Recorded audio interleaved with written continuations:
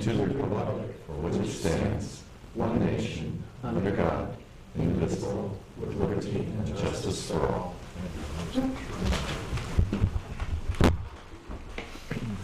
All right, the first order of business is to approve minutes from previous meetings, starting with the work session in non-public on November 25, 2013. Make a motion to approve. Second. It's been moved by Dick and seconded by Mike. All those in favor? Aye. And I abstain. I was not present for that meeting. Next, we have the regular select board meeting on November 25, 2013. I will move to approve those minutes. I'll second. It's been moved by Mike, seconded by Bill. All those in favor? Aye. Aye. Nope, I abstain because I wasn't present. Announcements. The select board will meet on the following dates. Regular meetings at 6 p.m. on Monday, December 23 and January 13, 2014. Work review sessions prior to the regular meetings will start at 5 p.m. Budget work sessions will be held on December 16, December 30, 2013, and January 6, 2014 at 5 p.m. All of the above meetings will be held in the town hall unless otherwise posted. Weather observations for the month of November are available in the town hall, and citizens wishing to be listed on the select board agenda should notify the town hall before 12 p.m. on the Friday before the scheduled meeting. All right, first on our agenda, we have Peter Carachetti and Director Rick Bailey with the PSU appointment of Police Officer Patrick Goodrich. They're awaiting his arrival with the weather, so out there waiting. Okay, we will get back to that when he arrives then. Thank you so much. All right, moving on to chairman's comments. The tax rate has been set at $24.03, and tax bills have started to go out. The delay was because the Department of Revenue Administration would not approve the rate that had been set by the Select Board until the Department of Revenue Administration, received a financial report from Plymouth Village Water and Sewer District. And this happened late last week, and our tax collector immediately got on to getting the tax bills out. So if you haven't got them yet, it's on its way. Next, we have new purchase orders. Paul Freitas, Meredith Ford, $21,227.88 for a 2014 F-150 to replace 1999 Dodge Ram that was deemed a total loss. And Peter and Paul, would you? And I guess that's an F-250 that's been corrected. Right. Madam Chair, I can explain the circumstances that led to this first, the best that I can without getting into details that the police department wouldn't want us to talk about. The truck was stolen several weeks ago. It was found down in Salisbury, totally burnt to the point where it melted. I can say that our insurance company, I feel, treated us very generously, and that, along with the offers made by Homeland Security to help us equip the truck and make up some of the difference, has led to Meredith Ford being able to give us quite a good price, I feel, on a truck that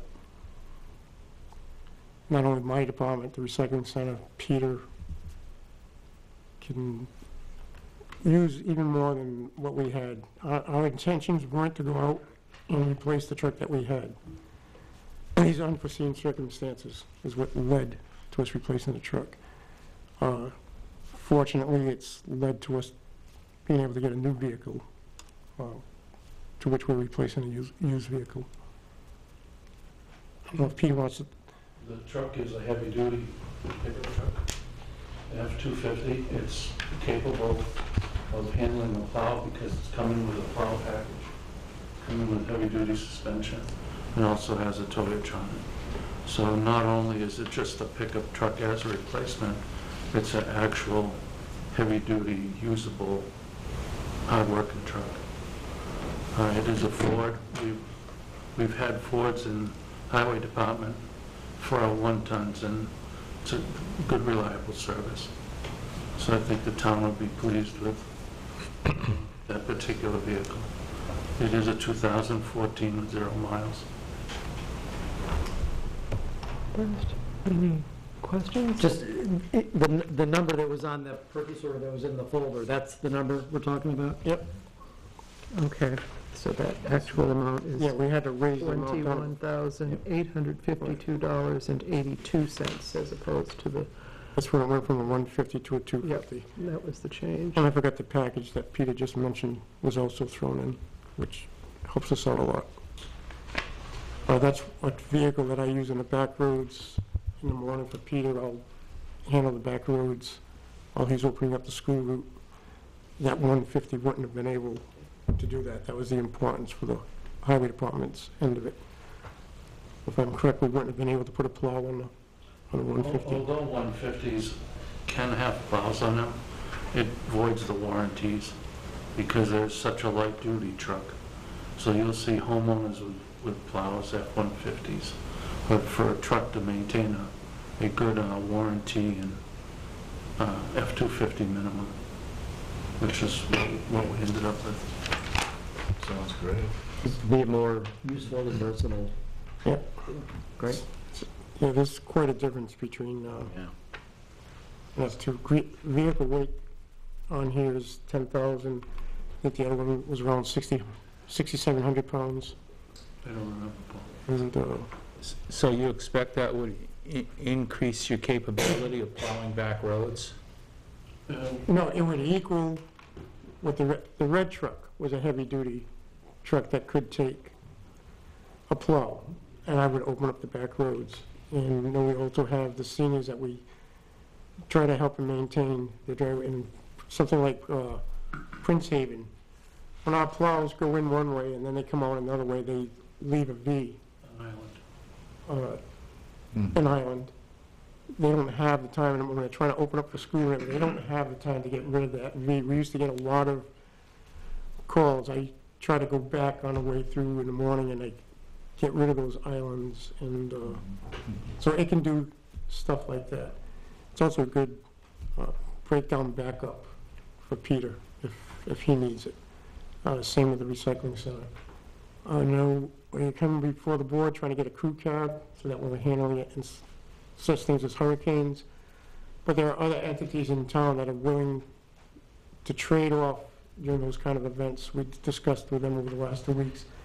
They would take our single cab, we would take their double cab. But in all honesty, and I think I was telling Bill this morning, it would be all hands on deck anyway. We would probably just dispatch that double cab to wherever it was needed. Who's got the double cab? I'd rather not say.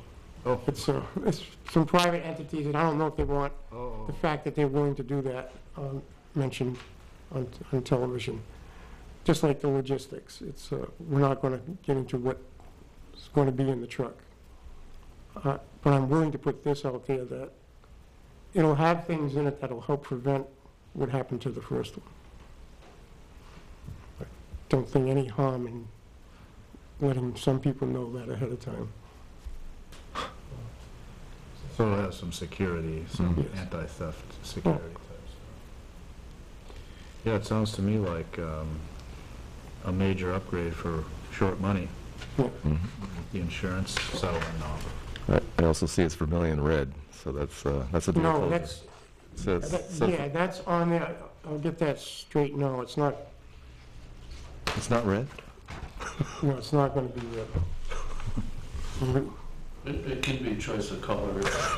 Thanks, Peter.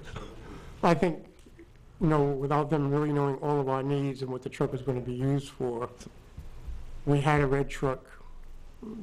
The owner of Metaphor was just trying to replace Right. it with something that we had. And I can tell you, starting with the very next day, when he found out that this happened to us, he started working, the owner of Metaphor, Peter French, Really, yeah. started working and trying to find a way to help us out. It looks like it Generous. succeeded. Yeah, that's So great. we appreciate that. I think anytime you can get a truck that you can use as a backup plow, it's a really good move. So, if there's no further discussion, is there a motion to approve this purchase order? I'd make that motion. Second? Moved by Dick, seconded by Neil, that we approve the purchase order for a 2014 F-250 to replace the 1999 Dodge Ram that was deemed a total loss in the amount of $21,852.82. All those in favor? Aye. Aye. Aye. Opposed? That is approved.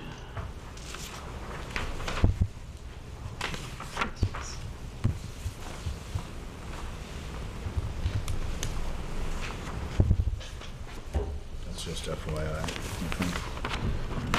Okay, and I still don't see our issue from PSU here, so we will move on to committee reports. Bill? Nothing from me. Nor from me. Haven't had any meetings. I don't have anything either. And I have had no meetings, but tomorrow evening at 5:30 is the Campus Community Council meeting here at the Town Hall, and it is also the Christmas or the holiday cookie exchange. So everybody is welcome to come and bring their cookies or partake of cookies. All right. Moving on to new business and other business, Paul Freitas and Colin McIver with the Airport Master Plan project.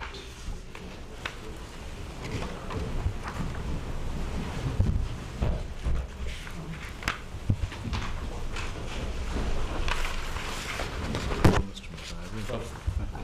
You don't know, Colin is our airport manager, and was able to go out and almost secure, I don't know if it's secured yet, right? Almost there, 99%. Opportunity to get a $125,000 grant, which would be, we have to, 90% is covered by the feds, AA, 5% by the state, and then 5% by the town, which would be about $6,200 for the town. I'd like to say, there's an airport fund that I'm gonna have Ann talk to our accountant about. I'd like to see that $6,200 be covered out of that fund. We've actually had trouble finding ways of using that fund, and I think this might be finally a way of using that fund. So, in a way, I'm kind of making it, would like to make it conditional, like, we don't have the 62. I think it's just 6250 it would be budgeted in the airport. However, we have much more than that in our airport fund. What do we have in our airport? 15,000? It's right there. No, that's not our airport fund, no. That's his regular budget. Okay. I believe we have about $15,000. So what's this gonna do? This is a master plan process. The Division of Aeronautics, Bureau of Aeronautics, the state of New Hampshire, will help facilitate the town and the FAA so that we can develop a master plan. And the objective would be to prepare a report and drawing plans so that we have a basis to fund improvements in the future with the FAA grants. These master plans usually run out to 20 years. There's a 20-year plan.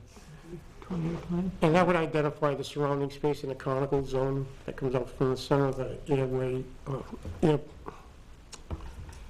landing strip, and what we could do with that. And if you remember, we had tasked Neil to go out and do our airport property across the street and see how much wood we could get out of that section, and to basically do a feasibility study of all of the property, both where the landing strip is and across the street. So Colin, as the airport manager, in doing so and being tasked to help go out analyze what we might be able to do in the future with the airport. Came across this grant, an opportunity to have some professionals come in. And So this would 20-year plan. involve consultants, for lack of a better word, who do this kind of work? It would be professionally done. We would get back into what Neil had come before you and mentioned having that be an asphalt strip Right. or a concrete strip versus a grass strip. What can we have for hangers out there? What's allowed? What's not allowed? What direction not to look in? And stuff like that. And it'll be a 20-year master plan, which we really haven't had a master plan for the airport. And you couldn't really develop it significantly without doing something like that, I imagine. right? Not at this point in time. And wouldn't, I imagine the FAA would essentially require that something like that be done before you, I don't know anything. No, we would want to. No, the feasibility of having fuel at the airport, which we don't have right now. Which there's been discussion of, but that, Everybody asks for it, everybody Right. talks about it, but we've never looked into what would the impact be. Would it be a negative impact of putting fuel out there? All those things, I'm sure they would come in, they would talk to our fire chief, and they would see what our capabilities are to handle a response. But you have to remember that the type of fuel that we're using out there right now, and Colin can correct me if we're above this grade, was basically at the grade of gasoline. That's inside your car. Everybody hears airport fuel, and they're thinking jet fuel. And it can be just as safe as the way we dispense gasoline around town. So is the master plan synonymous with the feasibility study? Are those one and the same, or the master I think plan it's- leads to a I feasibility think the study? master plan is going to overtake the when we did the feasibility studies, we didn't have money. When we said we would do a feasibility study, we Mhm. just had volunteers and not the money to go out do any more than a feasibility study. I think this will encompass everything that we were looking for. So Colin, did you actually go and speak to somebody at the FAA? I mean, somebody must have felt that this was a good place, that they were a place they'd be willing to spend that kind of money to see what was I possible. participate with the Granite State Airport Managers Association, and every quarter we meet at a different airport around the state, and many of the consultants and representatives from FAA, all aviation professionals in the industry, we get together, and I, through speaking with the Bureau of Aeronautics, the idea came up to have a master plan for the airport, and how it would be, it would really give us a very good basis to improve for the future for aviation in this region and in the entire state, in New England. Because we're part of a system of airports. right, There's 24 public use airports in New Hampshire. They're all different shapes and sizes, and each plays a vital role on many levels in the communities. Another thing that we found in other areas of the town's municipality is when we bring in this kind of expertise from the federal government themselves, they could identify other grants that this study might say, if you did this to your hangar, and if you added a T-type hangar over here, there's a federal grant that'll help you to bring yourself up to this next level that we wouldn't know about. Yeah, that's exciting. That's I great. think, am I correct in assuming that probably having the master plan opens the door for some of these grants that might not be open otherwise? Right, and that's what I mean, some of these bigger grants are gonna require that you had some type of feasibility study done. But since we're going with a full boat and getting a master plan to begin with, right. they'll identify those areas, and that's where, if you do this and this study will get you this grant also. Yeah. So, When the late Ray Burton last visited Plymouth, he and Commissioner Chris Clement strongly recommended that the town pursue this endeavor. Great, and that's what started the feasibility study. yeah. Well, good, Yeah, that's great. thank you very much. I think Colin did an excellent job going out and practically securing this grant. Absolutely. good initiative. And I know he gets a big pay, 26 cents an hour. And we appreciate having Colin on board. Definitely. Yep, thank you for doing this. Just, has the grant officially been awarded, or is that coming in the very near future or something? We have to begin having meetings Yep. with the representative from the Bureau of Aeronautics, the aviation planners, and the first process would be to hire a consultant Yep. and negotiate the fees. And funding for the FAA and the Bureau of Aeronautics anticipate funding by summer 2014. So if we prepare now, we'll likely be ready to accept funding. Excellent. Super. So what we have to do now as a board, you need to vote to give permission for Colin to pursue the grant. We can't, because the size of the grant, it has to have the board's blessing, and we would end up having to send the minutes to them anyway. So I would request a motion to authorize Colin McIver to go forward in pursuit of the airport master plan project grant. That I'll has make that motion happily. Second. been moved by Mike, seconded by Bill. All those in favor? Aye. Aye. Opposed? Grant is approved. Thank you, Colin. Thank you. Yep, thank you. And I'm going to move back now to our appointments, because I see that we've got a group from Plymouth State University here concerning the appointment of Police Officer Patrick Goodrich. Would you? Good evening. All right. I'm pleased to take this opportunity to introduce you to Pat Goodrich. We're asking that you appoint Pat as a full-time police officer to the University Police Department. He's gone through his background with Plymouth PD, passed everything successfully.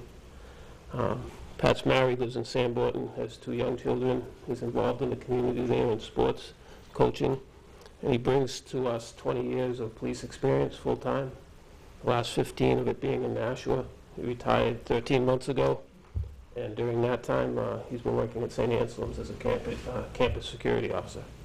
So this is Pat, and if you have any questions of him, feel free, he's ready. I don't know, really.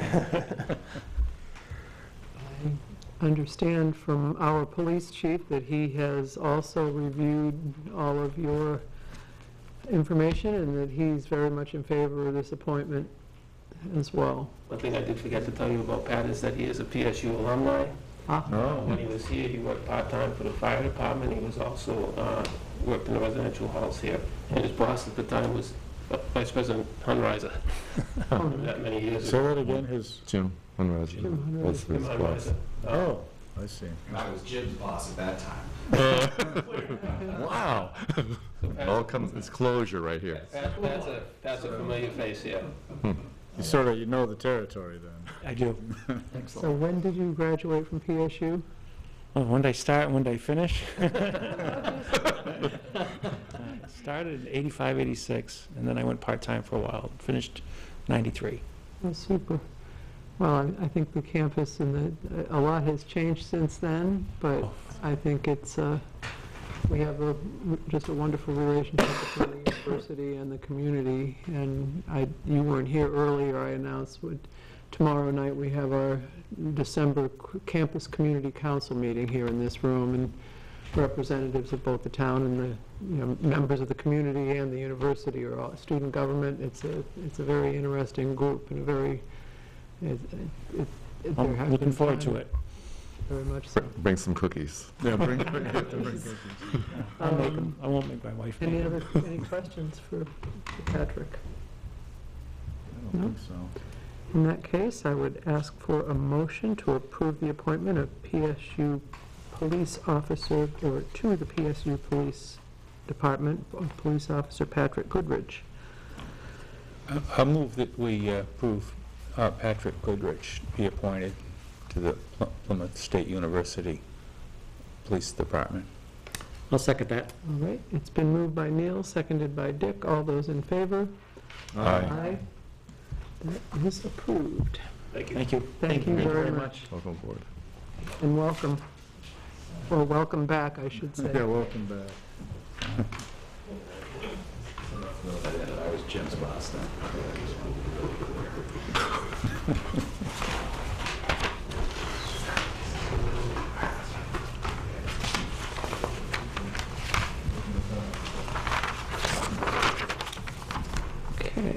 Next on the agenda under new business is Sharon Penny and Paul Freitas on the Foster Street crossing realignment.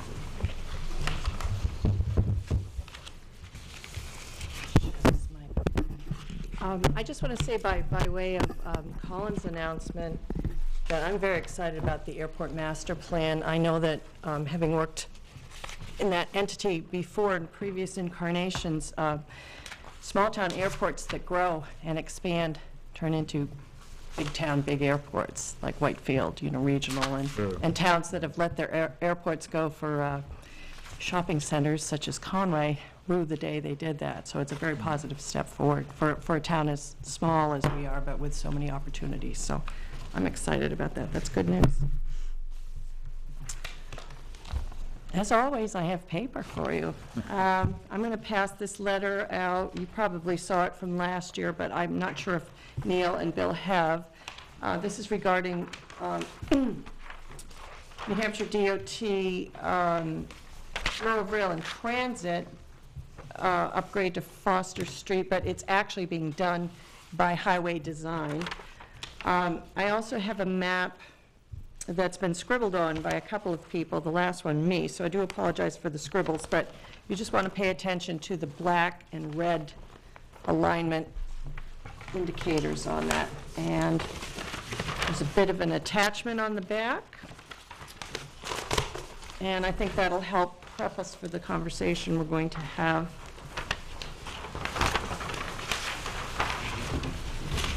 Look at one. Does everybody have one? I guess we do have an extra. Okay. Thank you. You bet.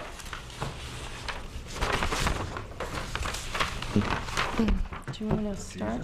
We can jump in.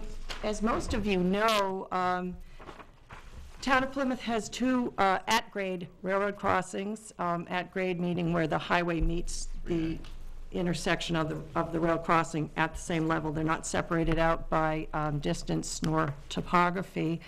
And there is a state program which works with federal dollars to help alleviate any safety concerns in this kind of situation. It's called the Rail Highway 130 program, and it does deal specifically with realignment of problematic crossings. The state annually goes over different crossings, at-grade crossings in our various towns, and the town of Plymouth has had the opportunity to have these two problematic crossings be brought to the forefront, or the top of the list, if you will, and I believe it's, I don't know, we started at 300 and something, and now we're right up at the top. So it's obvious that the state has put a lot of substance behind our crossings being put to the top of the list in this category. This rail program, which we demurred on last year, but also with the caveat that we'd be interested in participating possibly in another fiscal year. DOT contacted Paul and I think sometime earlier this year, and we actually physically met with them in September down on the Foster Street crossing, headed north on Route 3. The folks, they had 3 or 4 engineers come up. They're hugely interested and really stressing the fact that they would like to see the town participate in this realignment, if you will. It's 90-10 split, I believe. I don't have my cheat sheet here, but I think it runs a little over $18,000, $18,500 for times 90 of that in actual realignment. And in a nutshell, what the project would do is to take Foster Street, move it, and realign the crossing. It's problematic in terms of sight distance there, and it's also deteriorated crossing, and that is a fairly active line from time to time. And as I said, it comes to the forefront of DOT's list on the 10-year plan, so it's definitely an opportunity for the town to realize some excellent funding and not have to sit around and wait for it. Not only, excuse me, I'm still sort of half sick here. The Bureau of Highway Design will oversee this and work in conjunction with our highway department and myself and the Bureau of Rail and Transit, but we will get essentially free engineering for the realignment of Foster Street on that. So it's once again, it's a swell deal for not an awful lot of money. They are actually waiting with bated breath down at DOT for the board to give some sort of indication whether you want to proceed with this or not, because we have to be plugged into their annual budget.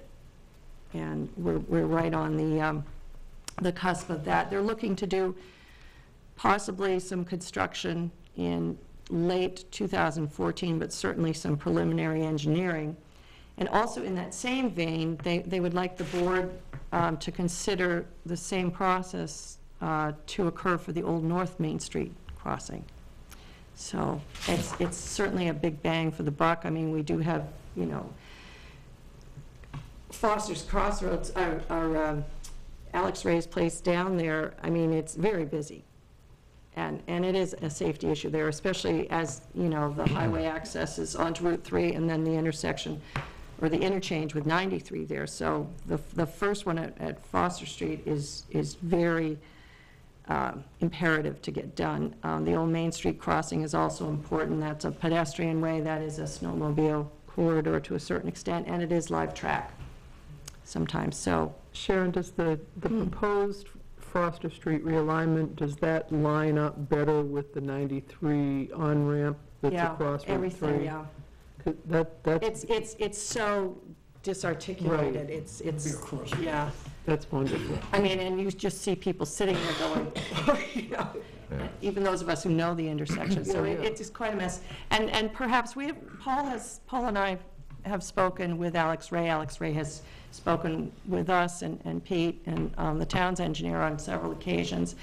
It will be a situation where there will need to be a little bit of right-of-way acquired, but that is Alex's parcel. So he's always very open-minded and often open-handed about, you know, trying to help out in a situation like that. So I can't speak for him, but I think we have great flexibility in those terms, whereas perhaps in another situation you would have a landowner that you'd have to acquire for a sum of money, certain portions of the right-of-way. Well, So it seems to me that he would be happy to have this. exactly, it's a quid pro quo of the highest degree, so that's a positive thing. We're impacting in different ways. Safety on the town's portion and side, and just convenience for the common man, which would solve the two at one time. Any trucks coming to hang off from where we are right now, if they're coming in from the south end, they have to go up past the restaurant to the entrance of the common man, which everybody that's listening on television is not familiar with where we're talking about. Because it's 45 degrees to turn back, and those tractor trailers can't make it. They actually However, some of them try to make it. And because of the on-ramp to Route 3 from 93 and 25, we have close calls. Or we have trucks that almost slip and go over the other side, and then we have to get highway involved, especially in winter conditions like on a day like today, especially if a truck tries to do that. It wasn't too bad before when we had McDonald's up in this area, because the trucks knew that they could just go up there, turn into McDonald's, turn around, they could quickly back. Not as much patience anymore now that McDonald's is blocked off, where the trucks can't go in and turn around. So we've always known this to be a safety problem on our side, cost prohibitive. No, we've tried to come up with the money to do something about it. It truly wasn't Alex's problem to do something about it, even though he could benefit by it. But it was Alex that kept it alive and came to Sharon a year ago. I'll give kudos to Sharon. We were in the queue at about 318, it was 318, and now we're down to 8. We're 8th on the list. And that was her efforts to try to combine different entities that would gain by this happening, which boosted the priority of the needs for this to happen, from the snowmobile club to the railroad to highway safety, and then finally getting DOT to come down themselves in September and seeing how problematic it is having that 45-degree angle there. And while we were there watching trucks trying to actually make that. And now that the Forestry Scoops has come in there, that has really become a busy little intersection. Are we aware how many accidents might have been caused? Well, I think we've been lucky. Yeah. Yeah. And is this just a proposal, and this is kind of indicative of how it That's very should go? rudimentary. And- That's and one the- step up from cocktail napkin, Yeah, but, okay. That's what I got, it's yeah. a big range. This was us standing it's a there field in the sketch, that's rain, why it's such a mess. actually the day of the celebration for Ray Burton, that cold, windy, rainy day, trying to draw on a hood of cars, what would possibly improve this at DOT. They took this back, they're working on it. And so it's going to be a win-win for Alex as well, I mean, because this looks like it might have a bad S, but, Come straight in, yeah, and from either direction. okay. So, this is gonna cost us $18,000 roughly? Is that the? Yeah, but that could be in-kind services, There, you know. yeah, there's a you have to have possibility of, Peter yep. go out there and talk with DOT, because there's no use sending Peter until DOT actually shows us what they're going to do and what they want to do, and see if there's something that our highway department could help do. And the old North Main Street one, would that be later? Yes, it would be. The gentleman down at DOT, Bureau of Highway Design Utilities section, whose name is Josh Prescott, he was just hoping that the board could give some indication of feeling for next time, because they're trying to plug in the projects that they could anticipate. You know how the 10-year plan is now the 15 plan, so it makes our budget process look easy. So they would just, you know, sort of a indication of the board's Do we preference. need to vote on this evening on the Foster Street realignment? Or just, A recommendation, I guess? Nothing, just updating it. We're updating it. The board telling you that what wasn't possible before has become possible, maybe even in next construction season. well, I guess what I would ask then is, do I have a consensus of the board that we support going forward with this project? I'd just like to say that from a public safety standpoint, I think this is extremely important. This intersection's very dangerous. I agree. Yeah, There we're were going many times, I think, trucks might even be able to come off that exit. Straight And shot, now be able to go yeah. straight across. Right. So to answer your question, I would say yes for my part. I would say yes as well. Yes. All right. Can I ask one question on the letter, on the December 14, 2012 letter? You talk about the cost would be approximately $186 per crossing? Mhm. I mean, This project is 186. yeah, the North Main Street wouldn't be, No, that's in the future. Those two came up as very high priorities, with Foster Street being the primary one. okay, Yeah. okay. Can I ask them about North Main Street, though? So that's not, you're not anticipating like putting a cut in there, it's just like to improve the, you know, going over At grade, the, yeah, yeah. yeah. Yeah, and that's And further I down. think this sentence actually all ran together, the 186 Yeah. per crossing. Yeah, they would have to assess how much to do the other crossing, and Yeah. I don't think it's gonna be that dollar amount. But it's one of those issues, as we know, when you're funding one thing in a town and you have a corollary, you know, they like to do a package, so to speak, but it wouldn't be at the same level as this one, nor would it be the same time frame. They're just anticipating. It's a first come, first served. And I think Paul is saying he thinks they were trying to estimate the cost of this one with the 186, but Yeah. that per crossing, The second one was for their budgetary reasons, and we were gonna be in the queue.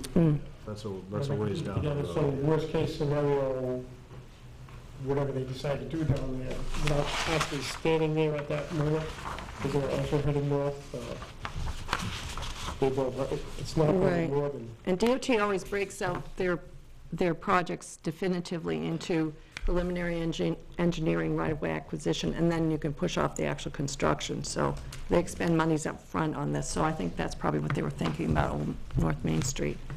I think we should encourage them to move forward. Absolutely. Okay, Great I'll give Josh a call. Great, thank you. Thank you.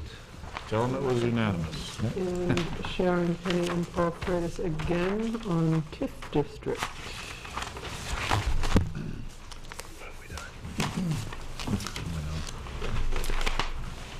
Well, we had some meetings of the mind last summer, I think it was. We had gotten together with Stu Arnett, who used to be with DRED, now a private consultant. I know there were some representatives from the board here to talk about TIF districts in general. And that's a big step, but it's an important step. And we were kind of tossing that around, sort of waiting to see a little bit what Brian Young was doing up on the end of Boulder Point Drive. And of course, we have the new pediatric dentist office has broken ground up there. So that's kind of chugging along, which is good for economic development. In the interim, our friend and godfather, Alex Ray, came in. Again, he has such a creative mind. And did mention, and it was a very salient point, well taken, that Railroad Square downtown, in town, is also kind of a golden opportunity for a smaller TIF district to start off small, and I won't say a pilot project because that connotes something that isn't always necessarily bona fide. But anyway, Alex had spoken to that because he is a major property owner and a major right-of-way owner down there on the street, to also work in conjunction with Harris Brothers, prep contractors, perhaps the Berman Enterprises, the major players, Rand Hardware, the major players down there, and develop that part of town, which certainly could use some development. I know it's very problematic. We won't go into the gory details, but I know that the board has had to deal with a lot of issues down there. Prep contractors did win garner site plan approval from the planning board several months ago to build a small apartment building down there. So that's a good toehold. Anyway, we had this conversation with Alex, and Paul and I, and Alex, I can't remember if anybody else was there at the time, just the three of us, just kind of bouncing things around. And where you start off initially with tax increment finance districts is you have to establish some credibility before you actually establish one. So we're looking at a feasibility study. That's been a little bit, I won't say of the holdup, but that's the next step. A feasibility study would hopefully be something that would be underwritten by a local development entity. We have a couple in the area. It's certainly something that's very appropriate. It wouldn't necessarily have to be anything huge because it's a small and fairly constrained area. I mean, I don't really want to put a number on it, but I would say you could probably get a pretty good bang for your buck for $20,000 or something. So perhaps, if we put that out there, some of the local banks, some of the economic development corporations, whatever, maybe a partnership, but you do want to have a feasibility study in that area for two reasons. One, to really, test the wind on the economic climate, but that area has a lot of surveying and property line issues that really, really need to be definitively cleaned up, and this would also be a golden opportunity for that. There again, Railroad Square, I mean, that's a connector loop through that end of town. There's a lot of possibilities for it. So I guess, at least as a status report, our first effort on this, and I'm not even sure where we're taking it because this is just an update. Paul can augment what I'm saying, is to look at the feasibility of a feasibility study, because we need, in all seriousness, we need to go off well-grounded and with a good outline and an understanding of what we think we want. We don't want to do this half-baked, because you have to sell TIF districts. And augment it. You could augment. What's happening is, we'll be having Alex come before you after the holidays. Alex, as you could probably guess, is booked at both ends, and he's handling it this time of the year. When he first came to us, he wasn't talking TIF district. At least he didn't know he was talking TIF district. He wanted to take care of some of those property line issues and have a straight property line behind the 13 businesses that are from Mount the Monkey south. They all end at different depths. He wanted to provide more property for all of those businesses. So he came to Sharon and I starting a year ago before the board members were talking to the district, and what could we do? What could be the incentive to get everybody on board to have the town take over behind all of their buildings, fix the property line so that's straight all the way across for everybody, set up some parking down the back where the employees would finally have a place to park. And then maybe even to the point where there's a parking lot down there where merchants could park down and come up some type of stairway like we have behind Meredith Bank. So the Green Street parking lot type scenario. And how do you get the town on board with something like that in this kind of economy? And a year ago, Sharon and I were like, yeah, right. Well, how do you get the town on board?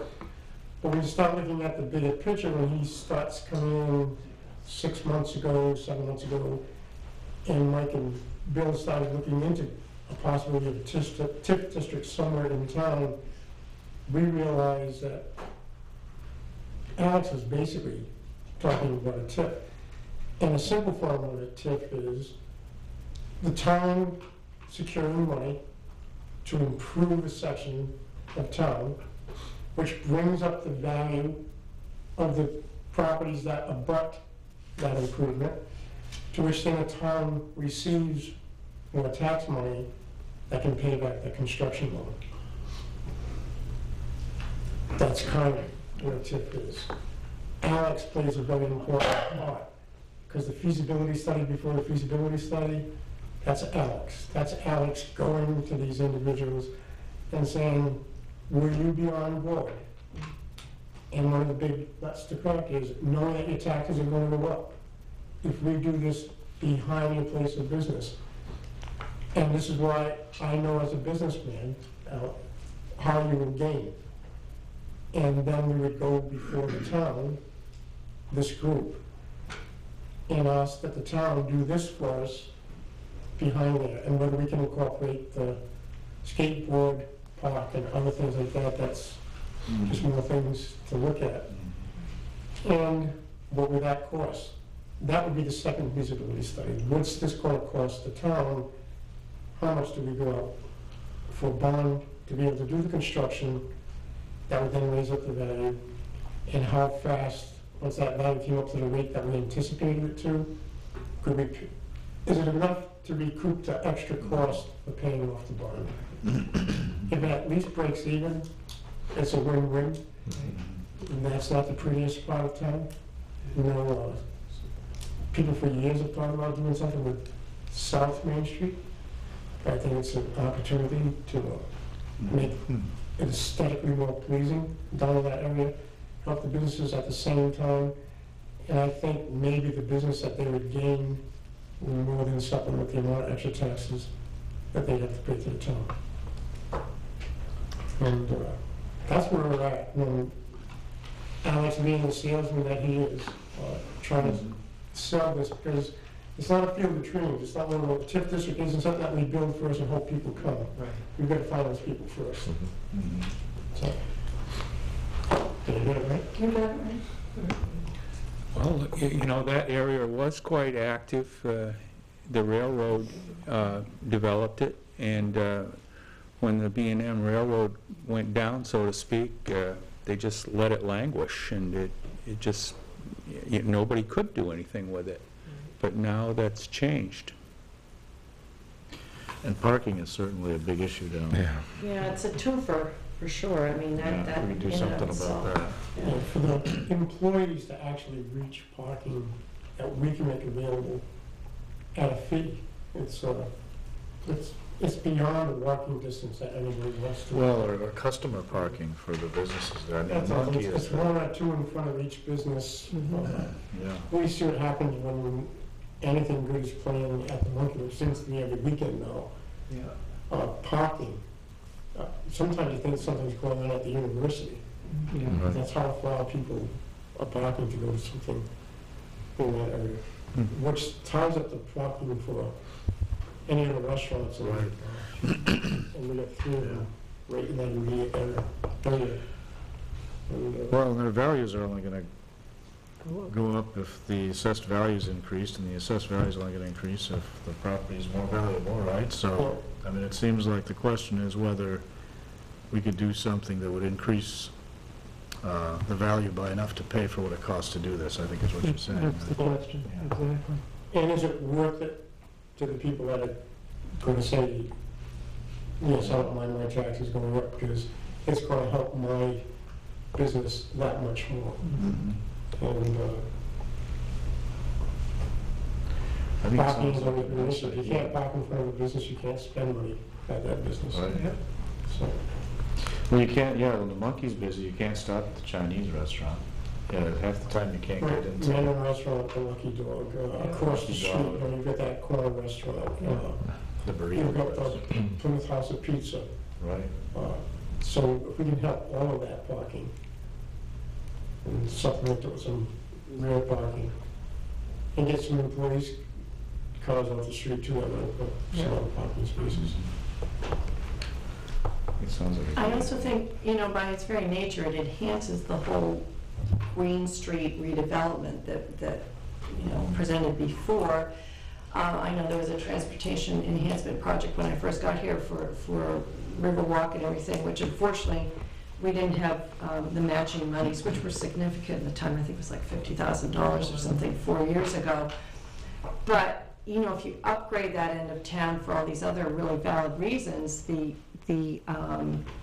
unforeseen result is you have this area of town which is somewhat down around its ears. So if you were to ever do a river walk or something, again, it's a natural synchronicity. It's not, oh, come to the river walk, but don't look over there, because it's a little sketchy. So it just, you know. One benefits the other. Precisely. It's very symbiotic. So we have had many boards look in that direction, but we just couldn't come up with a way of how do we offset the cost to the town and the legislative body.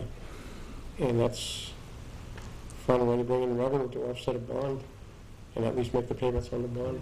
And I know, excuse me, No, and it's not such a huge No. undertaking. It's, as you say, it's almost like, let's see how this works. I know every time there's a planning or zoning application that comes out of that end of town, it's always a nightmare, particularly for the surveyor, to establish, you know, you've got setbacks running over property lines that have right-of-ways and easements, and you're not really sure, and it just makes everybody really I crazy. heard that with Six Burner when they Oh, I'll bet, did yeah. their expansion a couple of years ago. And we have gas tanks, propane tanks that are right on the side of some of those, we've got those little side roads that some people still don't know that there's a road after being in town for 30 years. But somehow they've got to be maintained and safely. I saw one of the plow trucks trying to go down there tonight. Looks like a cliff some days. Yeah, I did. It's a public road. So Peter does have to do something. You might have with been it. in that truck, I don't know. So that's kind of where we're at. It's a nice idea. Alex will be coming before the board After the holidays. after the holidays. I think what will happen is Mike and Bill and Sean and I will meet with Alex and see how his thoughts coming on, how he's been out there a little bit. And any ideas, like Sharon mentioned, prep contractors now have a total hold out there. And Where is their spot? It's, It's actually where people are parking. It's an old slab of a building that burned, and, you know, so. It's down, like by the It's river? next to KTM, I think. No, it's on the backside. Yeah, it's in between KTM and the, what used to be the old coal bins. Right, but case in point, there are 5 or 6, 7 cars that park there all the time, and that's not going to happen. So that's going to create another bulge in the parking constraints, so. So it's talking to the owner of that establishment also, now that he's probably the newest to butter, and explain to him what the benefits would be. And identify those benefits. And it could just be better traffic, better throughway for traffic. Another point, too, is that, you know, we're encouraging young people to go down in that area, and it's something of a no man's land. We definitely And, could. you know, people go down there and dump couches and TVs and stuff, and you don't know what else. I don't know if it would be 20 years or 25 years, but as the economy recovers at some point, I could see something like this happening down there anyway. So if it could happen at no extra cost to the town, and at a sooner date, more power to the Right, town. and it gives, like I said, it gives us a good, small learning curve on a TIF district, so then if we, the town decides it needs and wants to go somewhere else, then at least we'll have some sort of a template for what we're doing. Speaking of which, I spoke with Mark Scarano earlier this afternoon, and I guess one of the parties that we were kind of assuming that might be driving the TIF district apparently is interested again. Oh, So good. it may be a larger project, who knows? But Well, it's a New Year's coming, so it'd be nice to have some positive. Which area are we talking about now? big development area, Tenny Mountain Highway. But who knows? Thank you very much. Thank you. Travel carefully. Thank you. Oh, that's right. Oh, yeah. Winter's upon us. All right, we have no unfinished business. Is there any public comment this evening? Okay.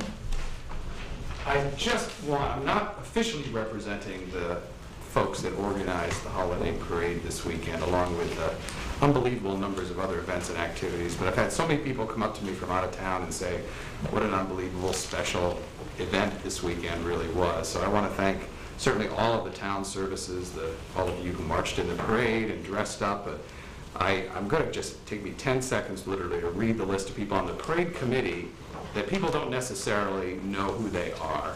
And I'm just going to do it really quickly. I'm not going to mention their affiliations, but Kelly Beebe, Jessica Dutile, Glenn Feener, Larry Gibson, Armin Gerard, Dave Geiger, Alex Hutchins, Chris Mungin, Tom Morrison, Steve Rand, Alex Ray, Scott Stevens, Marcy Gallen, and Gail Shaw.